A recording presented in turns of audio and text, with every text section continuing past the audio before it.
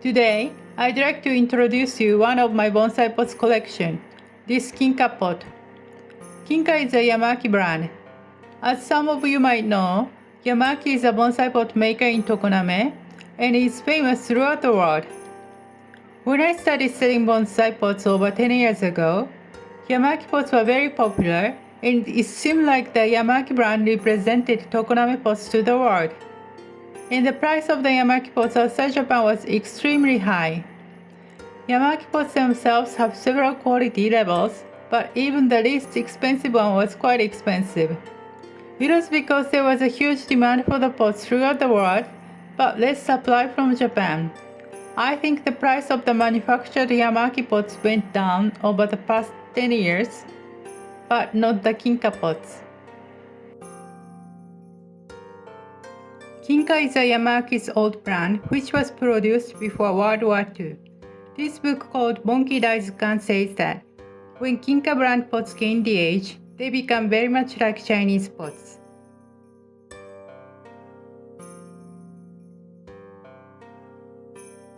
This pot is called Sotoen Kumoashi Choho, which means a rectangular pot with rich and cloud feet. As the Kinka brand was produced before World War II, this pot should be at least 80 years old. As you can see, the depth is shorter and the width is wider than the current regular rectangular pots. I often see this kind of shape in old Chinese pots.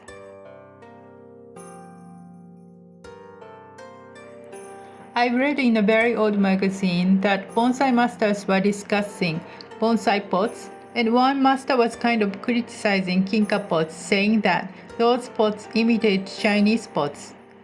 I'm not very sure whether it's a right judgment or not, but I thought when someone tries to start new things, they almost always face criticisms.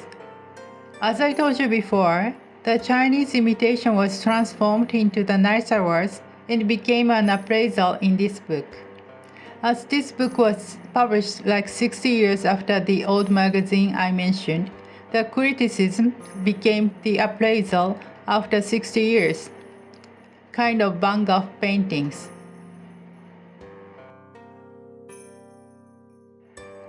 I think the clay is the one called shirei, which means the violet soil. If you look at this edge closely, the line is not precisely straight, but I believe that's a characteristic of this pot. That is, neither too sophisticated nor too sharp.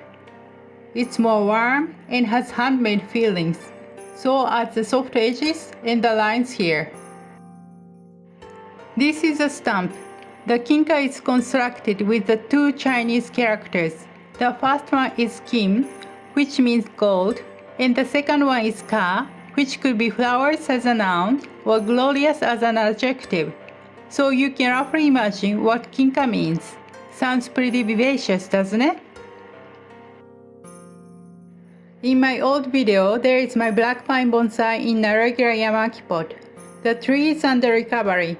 When it's fully recovered, I will try to repot it into this Kinka pot. I think the aged tree will match well with the pot. I'm looking forward to it. Thank you for watching.